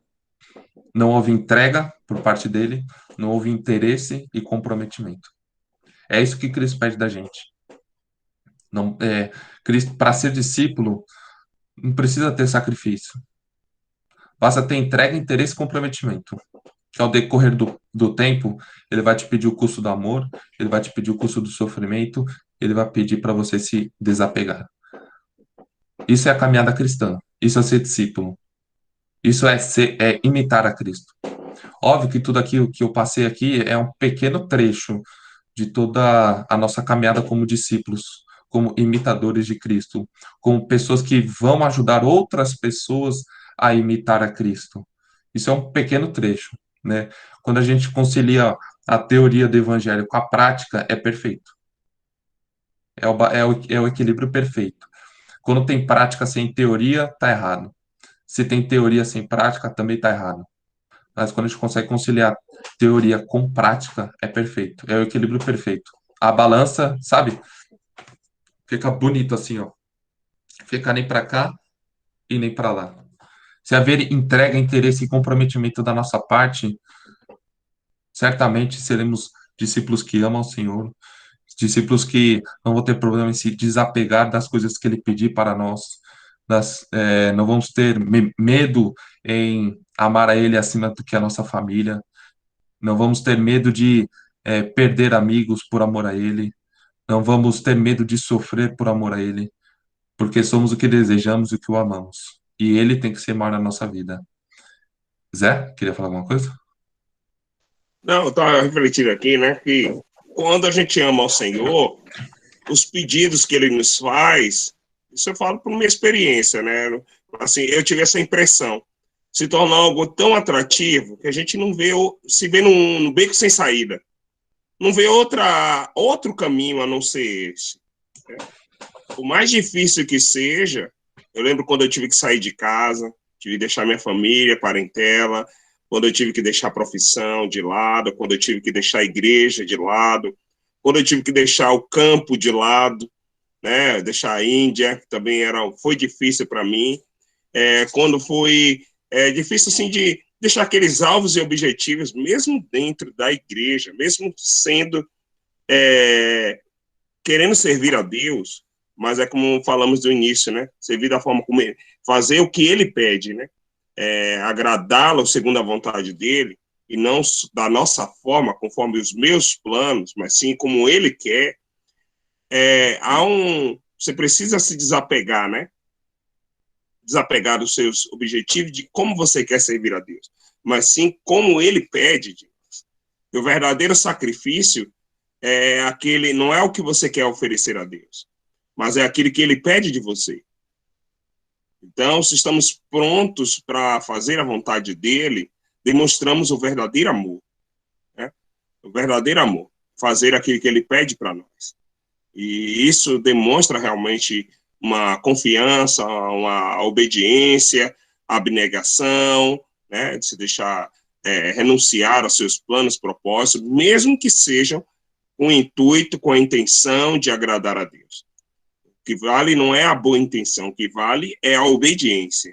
O que vale é realmente confiar em Deus. E não só aquilo que você faz, eu faço de coração, Deus, é o que eu posso fazer. Não, é o que Deus pede. O que Deus pede é aquilo que Ele sabe que nós podemos fazer. E nem sempre é aquilo que a gente acha que podemos fazer aquilo, Deus, é o que eu posso fazer. Nem sempre é isso que eu posso fazer, né? É aquilo que a gente acha que pode fazer. Mas Deus sabe o que nós podemos fazer.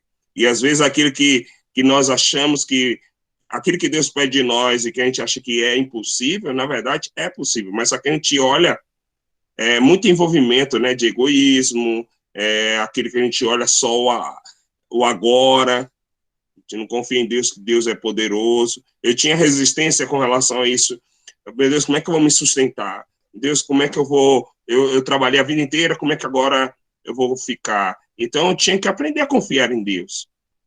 E não dar ajudinha a Deus, né? Mas confiar nele. Confiar nele para preparação da minha esposa, da minha família, preparação do que ele queria para a minha vida. E isso até hoje. Como eu vou criar meus filhos, como eu vou conduzir a igreja, como eu vou reagir às situações que me aparecem. É confiar em Deus, é esperar e eu estar pronto, com o coração pronto a obedecer a Ele. É o que eu falo sempre para a Simone, a gente sempre conversa aqui, falei, a gente está aqui nessa casa. Essa casa aqui foi Deus que nos deu, mas da forma que Ele nos deu também, a gente também com o coração desapegado, de que se Deus falar, olha filho, vai, desapega, vai, sai, como foi na Índia, também o nosso coração está apegado a Ele, pronto para obedecê-lo. A gente tem que estar assim para tudo na vida. Alguém mais? Vitor, eu queria pontuar aqui. A Suma emprestou um livro que eu estou lendo agora, chama Você é Aquilo que Ama. E o autor, ele coloca aqui uma frase de Lutero, diz assim: seja o que for, a que seu coração se apegue, e em que deposite a sua confiança, isso será realmente seu Deus. Aí o autor coloca aqui: nós nos tornamos o que adoramos, porque adoramos o que amamos. Então eu acho que é isso, é você caminhar com Cristo, por mais difícil que seja, custe o que custar, deve ser o maior desejo do cristão, né? E aos poucos a gente vai se tornando como ele é. A gente não vai ver. Se a gente não amar Cristo, não tem como a gente ser imitador de Cristo. Porque se a gente não amar a Cristo, a gente não vai ter importância nenhuma em querer ser igual a Ele, né? Temos que amar a Ele. Temos que sofrer da maneira que Ele pedir para a gente. Temos que nos apegar de tudo aquilo que Ele pedir para nós. E temos que nos desapegar na questão de amor quando Ele pedir, né? É tudo do jeito dele, para Ele, nele, por Ele. Ele. Ele é o centro. É Cristo, né? Por mais que sejam palavras bonitas, gente, é importante que isso vire realidade na minha e na sua vida, né? Que não fique aqui só em talvez em frases de efeito, mas que isso venha realmente tornar realidade na minha e na sua vida. Porque dele, por ele, para ele são todas as coisas. Que essa venha a ser a maior. Sim. Eu falei Gi? amém. Ah, que isso venha a ser a maior verdade na nossa vida, né? Eu acabei o slide aqui, gente, Ô, mas. Vitor, Vi, ah, sim? a, a gente tem lá no Betel uma aula de Educação Cristã 2, né? Inclusive, a Suelen a gente tem uma oficina para fazer em cima do vídeo que a Suelen disponibilizou hoje no grupo. Eu estava pensando nisso ontem e a Suelen fez hoje. Incrível. Qual a importância de se frequentar a escola bíblica, né? Qual a importância? E, assim, eu estou muito feliz com a escola bíblica, eu creio que é uma coisa muito importante para a igreja, e, ao mesmo tempo, eu fico,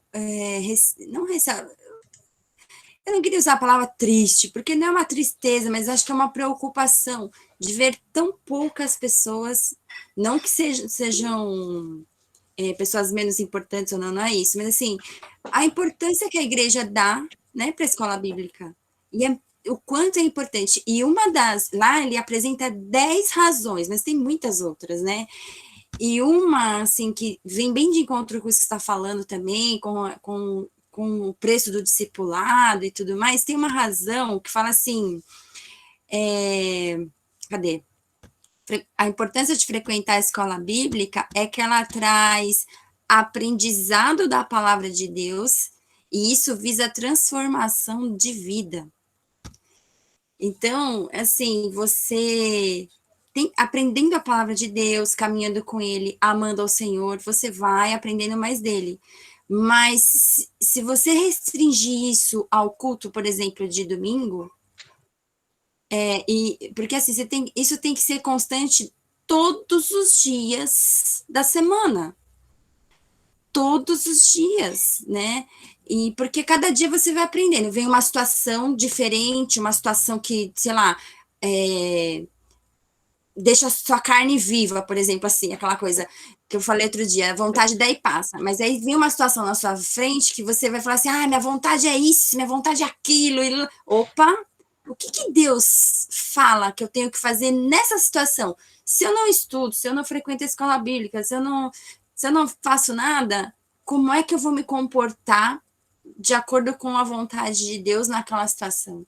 Então, frequentar a escola bíblica não é somente bater o cartão, domingo eu tô lá, meu pastor tá me vendo, todo domingo eu tô lá, meu pastor tá vendo que eu tô, então ele não pode falar, mas a gente tem que absorver o que a gente aprende, praticar, que é aquilo que você falou, teoria e prática, né? Vamos pensar assim, livro, a Bíblia, tá aqui um monte de teoria, mas não, isso aqui tem que ter vida, né? Criar vida. Essas palavras têm vida, né? Nós servimos a um Cristo vivo, então essas palavras têm que saltar aos nossos olhos e falar, opa, peraí, o que eu estou fazendo aqui, como eu estou falando aqui, como eu estou me comportando aqui, tem que transformar a vida. Então, a importância da escola bíblica, não só da escola bíblica, mas é mais uma ferramenta que o Senhor nos dá para aprendermos mais dele, ela transforma vidas, ela vai transformar o aprendiz em discipulado, ela vai trazer maturidade para aquele que ainda é criança na fé. A gente estudou com os jovens, e foi um estudo para mim também, 1 Coríntios, que fala lá da maturidade, que Paulo fala, eu não posso falar com vocês, assim, não posso dar um alimento mais substancioso para vocês, porque vocês ainda são meninos na fé, vocês ainda estão no leitinho, e o Senhor tem um banquete para a gente todos os dias, né? Então, eu assistindo aquele vídeo ontem, eu falei, nossa, a igreja precisava ver esse vídeo, né? E assim, não é quantidade também, vamos ter todo mundo aqui. Não, mas pessoas que, eu creio que quem tá aqui tá ansioso, não, tá faminto. Mas que essa fome, a igreja toda pudesse sentir, sabe? E entender o quanto é importante, né, a gente se alimentar da palavra. Claro, por exemplo, vou falar de mim. eu tenho que fazer curso de Excel, eu tenho que aprender uma ferramenta, não sei quem conhece de Excel, que chama Power BI, eu tenho informativo para fazer na Caixa, eu estou falando só da Caixa, eu tenho todos esses cursos para fazer, aí eu conduzo reunião, eu tenho treinamento para fazer, e às vezes eu estou lá trabalhando e eu arrasto isso para o meu dia, mas espera aí, eu tenho aula do Betel, eu tenho texto do Betel para ler, tenho trabalho para entregar, oficina. Ah, mas espera aí, eu tenho aula da escola bíblica para preparar, eu tenho ministração para preparar, eu tenho meu devocional para fazer, porque se eu não me alimento, eu e Deus no meu secreto ali, você entende? Então, tudo tem que estar organizado. Então, até trazendo assim, sofrimentos, tem aqueles que vão nos fazer chorar, mas tem aquela angústia da alma que você fala, meu Deus, são tantas coisas na minha frente, tantas coisas para eu fazer, se não for ao Senhor me dando saúde, discernimento, acompanhando as coisas, como é que a gente vai viver, não é? Então, assim, eu não tenho que ter tempo para fazer o Excel, eu tenho que ter tempo para a escola bíblica. Mas o que é prioridade na minha vida? Deus. Por quê? Se eu tiver saúde, se eu tiver Deus na minha vida, se eu tiver saúde, uma inteligência que o Senhor me dá, sabedoria, conseguir administrar o tempo, todas as coisas vão se encaixar. Agora, se eu... não, Deus vai entender, eu vou abrir mão de Deus, porque ele vai entender, né? Porque Deus é bom, Deus é amor, né? Eu vou fazer, não vou participar da escola bíblica porque eu tenho um curso de Excel para fazer. Você entende? São prioridades. Por isso que eu falo, né, não é tristeza, mas uma preocupação. E algo assim que eu fico pensando, a gente tem que ter tempo para todas as coisas. Eu sei que tem gente aqui, a Amanda faz faculdade, o André faz faculdade, e a gente sabe, trabalham, existem demandas, mas a gente precisa priorizar Jesus Cristo na nossa vida. Seja na escola bíblica, seja frequentando os cultos, seja no devocional, priorizar, porque todas as outras coisas, o Senhor, né, buscar em primeiro lugar o reino de Deus e a sua justiça, e todas as demais coisas serão acrescentadas, todas as coisas vão entrar no eixo, e assim, são momentos tão preciosos que a gente tem aqui, que isso me preocupa na igreja, assim, essa movimentação, sabe? Mas amém pela sua vida, amém pela vida de todos que estão aqui, e o que eu queria dizer é isso, priorizar o Senhor, nós vamos ser bons discípulos, né? Porque nós vamos ter maturidade. Se a gente viver a deriva, não vamos atingir maturidade, não vamos nos apegar, não vamos aprender a trabalhar com sofrimentos e rejeições, você entende? Porque isso é o dia a dia do ser humano. E se não for Deus, a gente vai passar por isso assim, sem aprender nada. E é tão importante isso. E eu vejo também na minha vida, todo mundo na adolescência sofre rejeição, mas meu pai saiu de casa, eu tinha meses, então foi a primeira rejeição que eu enfrentei, foi lá atrás, e Cristo, quando eu identifiquei que Cristo é meu pai, que Deus é meu pai, o melhor pai do mundo, eu soube lidar com isso, mas até conhecer Jesus, porque eu me batizei com 36 anos, gente, foram muitos anos vivendo no mundo e não sabendo lidar com essas coisas, mas quando Jesus entra na nossa vida, tudo se transforma, e a igreja tá aí, ó, um banquete maravilhoso, posto na mesa, e né, tem pessoas que ficam com as migalhas, mas a gente quer comer o pão inteiro. É isso, gente, só um testemunho misturado com pensamentos meus aqui.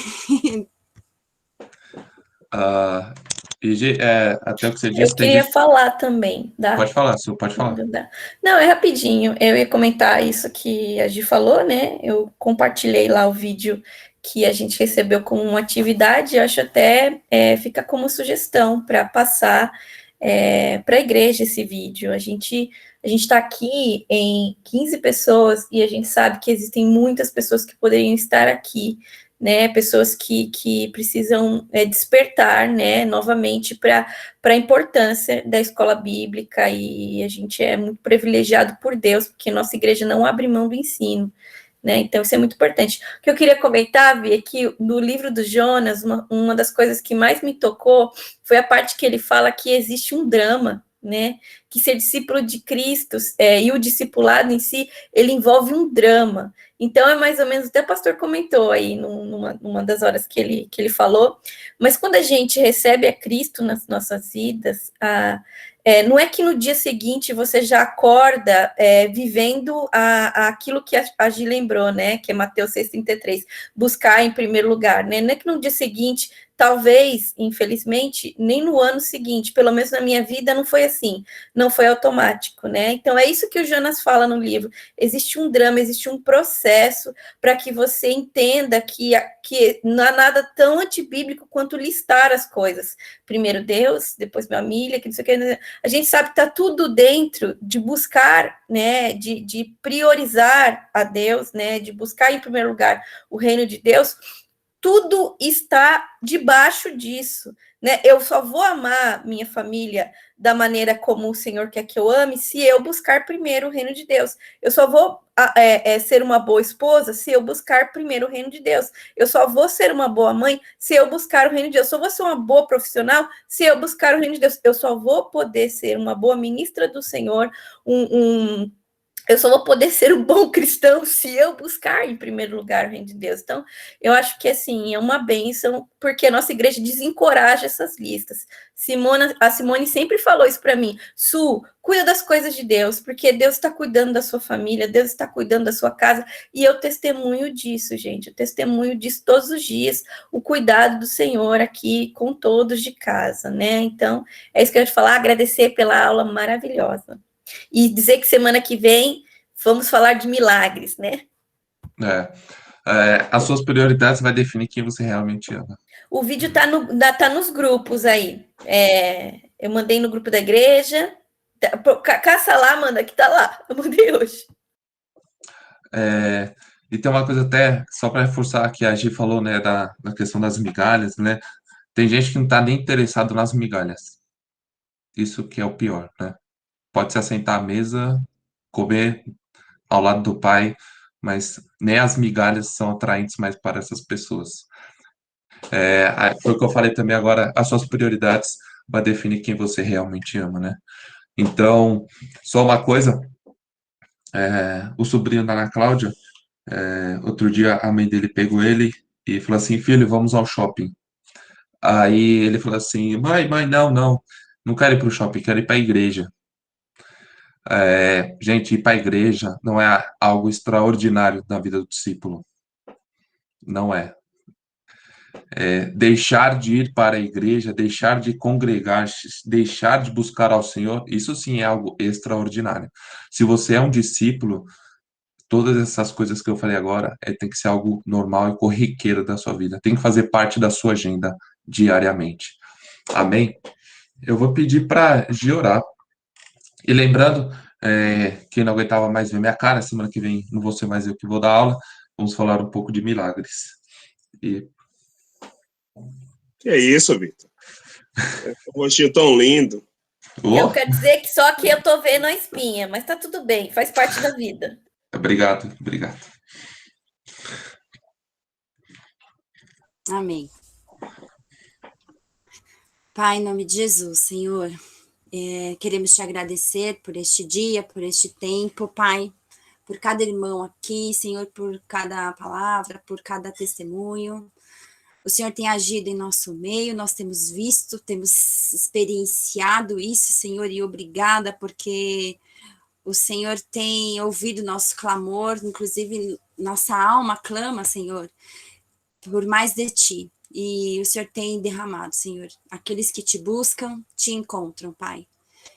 E isso é maravilhoso, Senhor, que a Tua igreja possa te procurar, Senhor, e te encontrar. Enquanto é possível te encontrar, Pai, enquanto se pode achar. A Tua palavra deixa isso muito clara para nós. E, Senhor, muito obrigada, Senhor Deus, pela Tua palavra que tem alicerçado as nossas vidas. O Senhor é a pedra fundamental, a pedra de esquina, Senhor. Tu és o nosso sustento, nosso alimento. Tu és tudo para nós, Senhor Deus. Muito obrigada pela Tua presença, Senhor. A Tua presença é o que mais precisamos, ansiamos e não queremos de forma alguma estar longe da tua presença. Não te aparte de nós a tua presença, nem o teu espírito, Senhor Deus. Qualquer coisa que venhamos fazer sem a tua presença, nós não queremos, Senhor, fazer. Nós queremos que o Senhor vá junto conosco em todo o tempo, em todos os lugares, que nós sejamos direcionados o tempo todo pelo Teu Espírito Santo. Nos torna sensíveis, Senhor, à Tua palavra, ao mover do Seu Espírito, nos dá discernimento espiritual, Deus. É o que precisamos, Pai. Quero aproveitar este momento, Senhor, e orar pela vida da Cleusa, que o Senhor esteja ali com ela. Nós sabemos que o Senhor está, Senhor, mas que o Senhor esteja com os médicos, com os infectologistas, com as pessoas que estão ali, Senhor, olhando, acompanhando e pensando em novos tratamentos, em novas medicações, enfim, Senhor Deus, que a sua intervenção esteja ali, Senhor, para que ela possa respirar de forma natural, sara seus pulmões, Senhor Deus, tira toda infecção.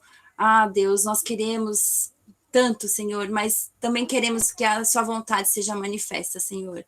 Que nós possamos orar aquilo que o Senhor quer que nós oremos, Pai. Que teu Espírito nos dirija sobre isso, Pai.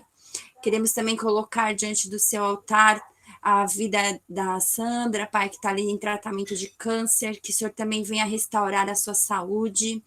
Oramos, Senhor, pelo Gabriel, que também está nesse tratamento da leucemia. Oramos, Senhor, também pelo filho da Belisânia, pelo neto, Pai, que o Senhor venha ali restaurar a sua saúde. Oramos pela Marta, Senhor Deus, levanta a tua serva, Deus. O Senhor está, nós sabemos que o Senhor está no controle de todas as coisas, que existe um propósito para isso, mas que o Senhor levante a sua serva, Senhor, que a medicação venha fazer que ela seja eficaz, Senhor Deus, que venha trazer o resultado necessário para que ela possa estar bem, Senhor. Restaura a saúde da sua serva, Senhor. Cura sua mente, cura suas emoções, seu físico, Senhor Deus. Assim também pedimos pela vida do Davi, irmão da Sara, Senhor Deus. Pela Tainá, Deus, pela Jéssica, pelo Renato, Senhor Deus. Tantos que nós temos orado, Senhor Deus, em nome de Jesus. Senhor, apresentamos diante do Senhor todos os nossos pedidos de oração, tudo que nós temos clamado a Ti, Deus, que Tu possas ouvir. Nós sabemos que o Senhor escuta, Senhor, mas nosso anseio é de ver as pessoas curadas, as pessoas bem, as pessoas, Senhor, dando testemunhos dos Seus milagres, Senhor Deus. Nós sabemos que o Senhor é o Deus de milagres, o Senhor é Deus de cura, o Senhor é Deus do sim, o Deus do não. O Senhor é Deus, o Senhor nunca vai deixar de ser Deus, independente das circunstâncias que nós estejamos vivendo. E por isso nós podemos vivê-las, Pai, porque nós vivemos pela fé. E a fé que vem do Senhor Jesus Cristo, o Senhor tem nos sustentado e queremos Te agradecer por tudo, Senhor, por tudo. E nós temos aprendido nesse tempo, Pai.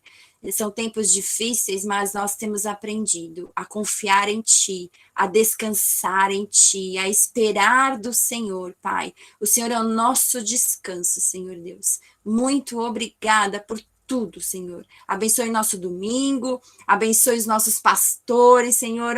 Senhor, obrigada, Senhor, pelo pastor José, pela pastora Simone, que tanto se dedicam, Senhor, à obra e as suas ovelhas, que somos nós, Senhor, tem nos pastoreado com o cajado, com a vara, Senhor Deus, com amor, tem nos levado a águas de descanso também, assim como o Senhor tem direcionado a eles, Pai. Obrigada, Senhor, abençoe abundantemente as suas bênçãos sobre eles, sobre as suas famílias, paz, pela mãe da pastora Simone, pela família do pastor José, pelos seus filhos, Senhor Deus, abençoe os sacerdócios, são sacerdotes do Senhor, Pai, obrigada pelos teus filhos, Senhor, obrigada, Senhor, bênçãos abundantes sobre a vida deles, bênçãos espirituais nas regiões celestiais em Cristo Jesus,